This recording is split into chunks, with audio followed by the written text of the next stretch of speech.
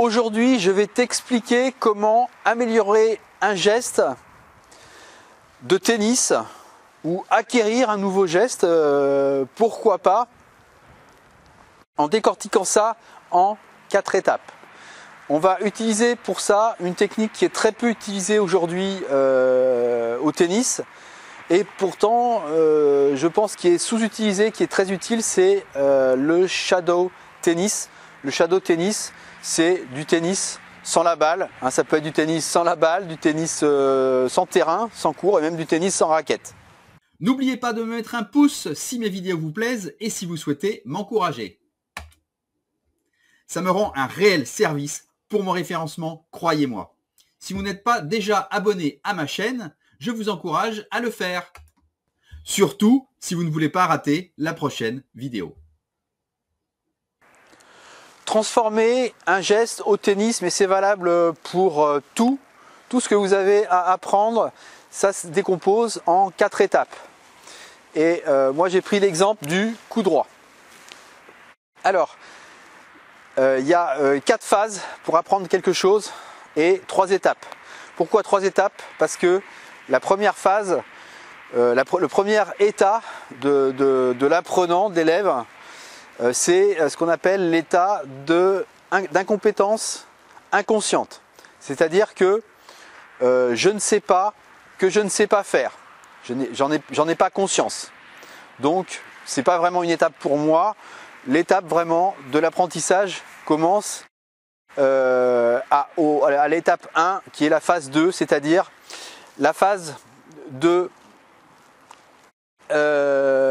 incompétence consciente. C'est-à-dire que je sais que je ne sais pas faire. Je ne sais pas faire le geste.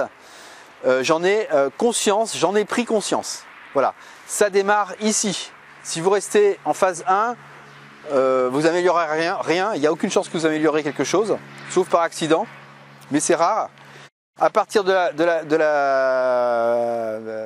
l'état 2, la phase 1, c'est là où ça commence.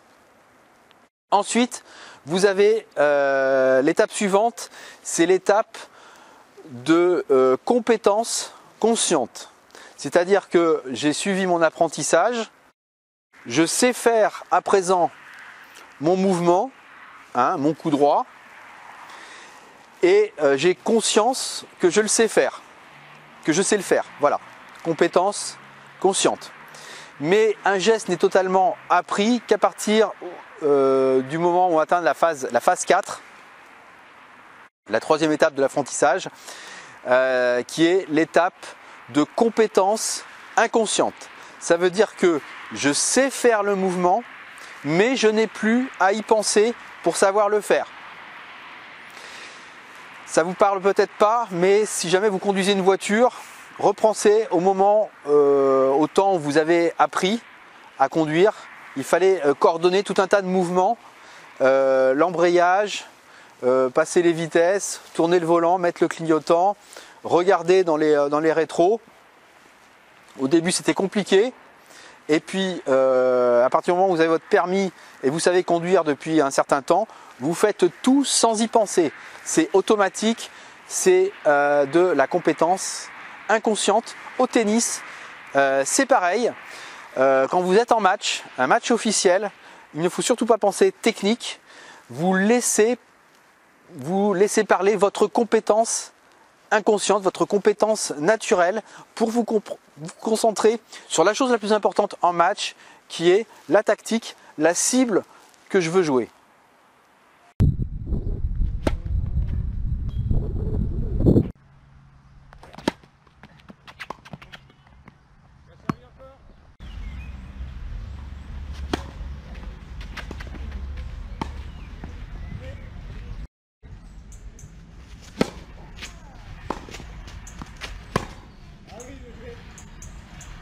Comment passer donc de l'incompétence inconsciente à l'incompétence consciente? Donc en fait, il faut prendre conscience qu'il y a un problème. Moi, je vais prendre l'exemple de ce que je suis en train de bosser en ce moment. Donc je travaille avec un technicien.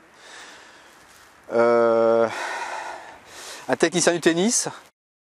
je vous conseille pour vraiment, si vous cherchez à améliorer un coup, d'avoir un œil extérieur, et un œil extérieur qui soit un œil extérieur de quelqu'un de qualifié, de quelqu'un qui s'y connaît. Plus la personne sera qualifiée pour déterminer vos défauts, ce qui peut être amélioré dans votre jeu, mieux ce sera. Si c'est votre ami de club qui n'est pas mieux classé que vous, qui n'a jamais enseigné le tennis, qui vous donne un conseil, voilà, prenez-le avec des guillemets, allez demander à un enseignant, au pro de votre club, qu'est-ce qu'il en pense. Déjà, vous allez franchir une étape. Donc en ce qui me concerne, moi c'est au coup droit, c'est un vieux défaut que je traîne, c'est un rapport à l'utilisation du bras libre. Voilà.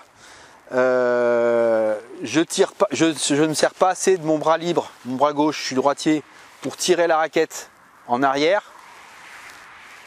Et ensuite, quand je frappe, je ne garde pas ma main devant, ce qui fait que je ne suis pas assez équilibré.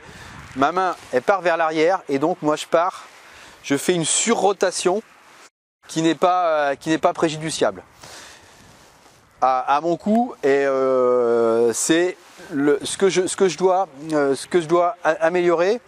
Donc voilà, le technicien avec lequel je travaille m'a expliqué ça. Je travaille à distance en vidéo, donc il m'a montré effectivement le pourquoi du comment. Il a ensuite m'a montré des images de joueurs pros de très haut niveau qui avaient toutes cette même attitude. Pour en citer 4, Djokovic, Federer, Nadal, Alcaraz, tous ils font ça. Tous ils font ça avec la raquette à cette hauteur-là. Et après, le reste c'est pareil. C'est ce qu'on appelle des fondamentaux. Ensuite, très important, je me suis filmé en train de jouer. En fait, je m'étais filmé en train de jouer. Je lui ai envoyé les vidéos. Et sur les vidéos, il m'a montré exactement là où était mon bras gauche, là où il devrait être, hein, pour les deux choses que je voulais corriger. Donc ça, c'est intéressant. Si jamais vous travaillez avec un enseignant diplômé qui va vous expliquer les choses, il y a quelque chose qui va être encore mieux, c'est que si vous lui demandez de vous filmer, ou si vous vous faites filmer par quelqu'un d'extérieur, maintenant avec les téléphones portables, c'est vraiment à la portée de tout le monde, et vous le montrez à votre entraîneur et il va vous montrer, c'est-à-dire que vous allez avoir un œil extérieur de vous en train de jouer, et vous allez visualiser ce qu'il vous faut corriger en fait.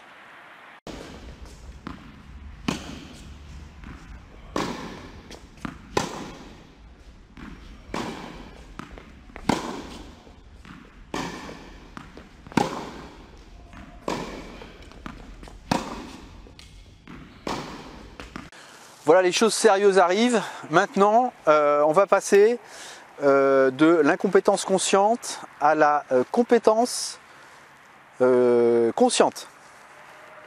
Vous allez tout simplement corriger votre geste et apprendre à le reproduire. Donc, alors avec le technicien avec lequel je travaille en même temps, donc il m'a expliqué, voilà, tu tires pas assez le bras gauche comme ça, et à la fin, ton bras gauche n'est pas assez devant à la fin du mouvement. Voilà, je ne vais pas vous réexpliquer. Ensuite, il m'a montré, lui, exactement des exercices à faire pour justement acquérir cette gestuelle. Alors, cette phase peut se faire, j'en ai parlé au départ, sous forme de shadow tennis, c'est-à-dire le tennis sans la balle. Donc avec la raquette, et on peut même faire du shadow tennis sans la balle et même sans raquette, hein. Donc voilà, le technicien avec lequel je travaille m'a fait faire des exercices comme ça. Voilà. Donc ça, c'est pour autre chose.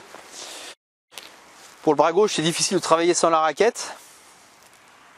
Donc, dans un premier temps, tu vas t'entraîner à tirer ta raquette, voilà, et à faire le mouvement à vide un certain nombre de fois. Tu vas répéter jusqu'à ce qu'il soit bien fait.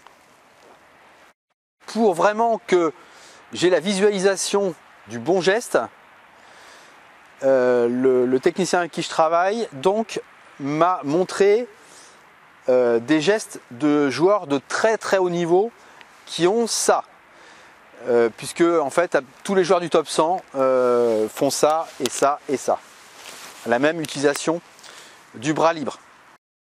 Alcaraz, Djokovic, Federer, Nadal, voilà, version gaucher. Tous ils ont ça, voilà. Donc ceux qui font des grosses préparations, voilà, c'est pas la peine. Vous faites ça. Là vous pouvez ancrer le bon mouvement dans votre tête. Ensuite, après l'avoir fait un certain nombre de fois correctement, sans la balle, vous allez passer à frapper des coups droits avec la raquette sur un court de tennis avec une balle. Et là, ça va être plus compliqué. Pourquoi? Parce que là, vous allez vous retrouver avec plus de choses à gérer que simplement le bras gauche et le bras droit. Vous aurez les jambes, vous avez l'œil, le calcul de trajectoire. Et déjà, ça va être un petit peu plus sollicité. Ensuite, quand vous allez frapper votre balle, vous allez penser à votre bras libre, votre bras gauche. Et là, il se passe un phénomène, c'est que quand vous pensez à quelque chose, quand vous frappez la balle en pensant à un endroit précis de votre corps, tout le reste de votre geste risque de se dégrader. C'est-à-dire que vous allez peut-être faire toutes les choses bien avec votre bras libre, votre bras gauche, mais votre geste va se dégrader parce qu'il y aura des tensions, parce qu'il va perdre en fluidité, forcément. Donc vous allez faire les choses bien, mais au final, votre coup droit va être moins bien, dans un premier temps. Donc évidemment, il va falloir répéter, jusqu'à ce que votre geste retrouve de sa fluidité et que vous puissiez frapper des bons coups droits. Autre chose d'important, une autre technique qui peut être utile à faire, c'est d'exagérer. Voilà, vous exagérez du bras libre, hop, et en exagérant et après en reproduisant le mouvement, vous allez progressivement vous rapprocher du bon mouvement.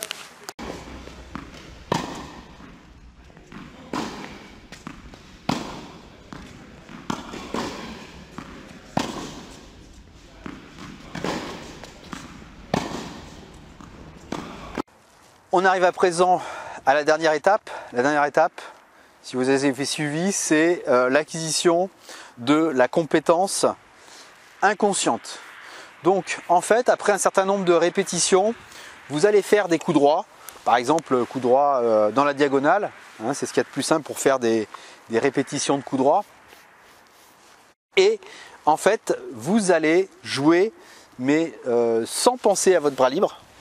Vous pensez uniquement à la cible, hein, vous mettez un cône, une cible croisée, si c'est plus facile pour vous, et vous allez frapper des coups droits.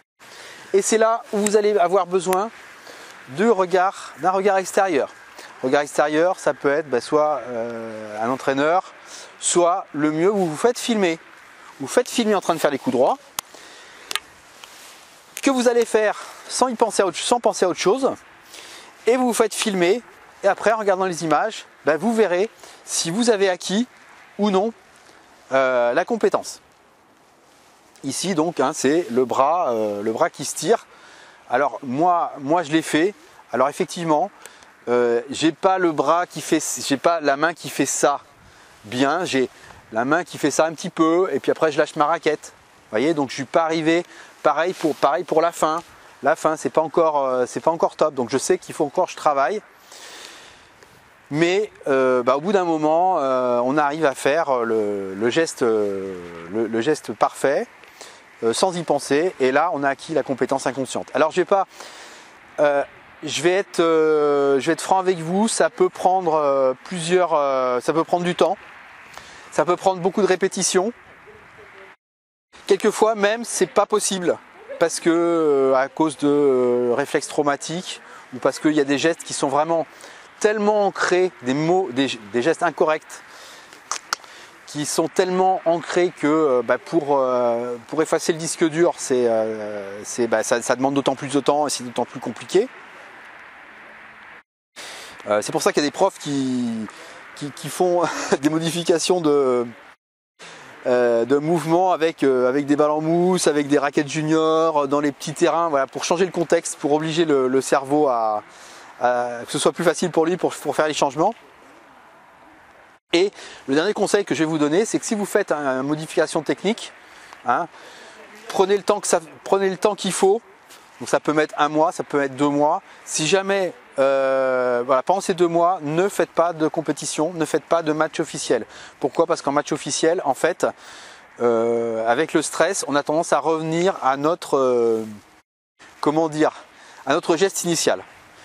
Moi, je l'ai fait, j'ai fait une modification sur un coup droit, mais pour toute autre chose. Et il se trouve qu'il y avait un match que j'étais obligé de faire, par obligation, enfin bon, voilà. Donc j'ai fait mon match contre un joueur que j'ai l'habitude de jouer en plus. Et on a fait 3-7, j'ai perdu. Et à la fin, il m'a demandé, mais Vincent, mais pourquoi tu poussais ton coup droit, pourquoi tu ne frappais pas? Et c'est après, je lui ai expliqué, bah oui, voilà, mais je suis en train de faire une modification technique. Donc il faut vraiment que je reste dans mes objectifs techniques. Donc l'objectif du match devenait complètement secondaire. Parce que je savais que si je retournais à mon ancien mouvement, bah, ça me faisait perdre un temps précieux.